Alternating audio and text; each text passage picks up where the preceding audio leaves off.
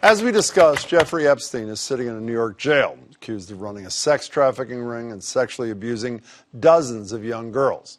What we didn't discuss was the guy who I'd like to see sitting right next to him. And no, I'm not talking about Alex Acosta, whose case we litigated before.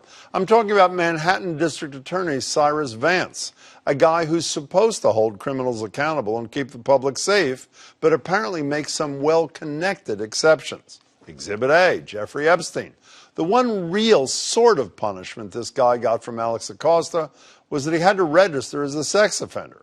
It was also the one requirement that might protect other potential victims. And yet, Vance's office went to bat to try to lower Epstein's sex offender classification from the highest and most dangerous to the lowest, an effort a Manhattan judge blocked after saying she had, quote, never seen a prosecutor's office do anything like this. And there's probably a reason for that, but maybe if Vance actually looked into the case just a little, he might have found the hundreds of nude photos of teenagers in Epstein's Manhattan home and asked a few more questions. But this is just one of a series of mind-boggling moves. Exhibit B, the case of the Trump kids.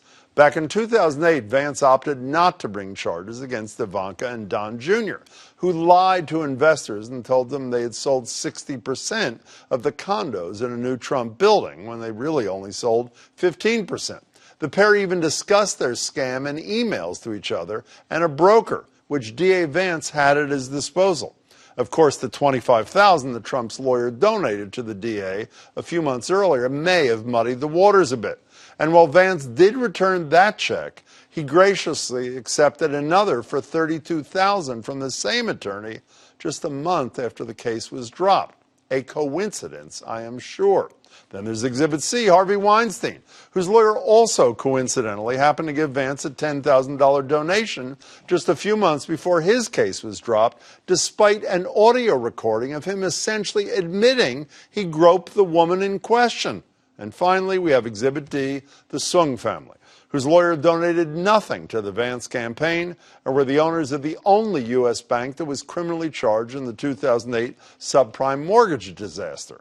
And we learned in the great Frontline PBS piece, Abacus, Small Enough to Jail, Thomas Sung and his daughters own a bank in Chinatown, the 2,651st biggest bank in America in 2008. And yes, many of the bigger 2,650 banks, some of whose execs helped cause the financial meltdown, had offices in Vance's jurisdiction too. But them he left alone. The Sung family ended up spending millions of dollars defending themselves against Vance and were ultimately found not guilty.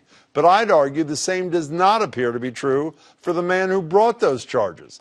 Vance ran unopposed for re-election in 2017, but for 2021, a challenger has already stepped forward. He's urging voters to hold Vance accountable. They should. What do you think? Email us, tweet us, share your thoughts.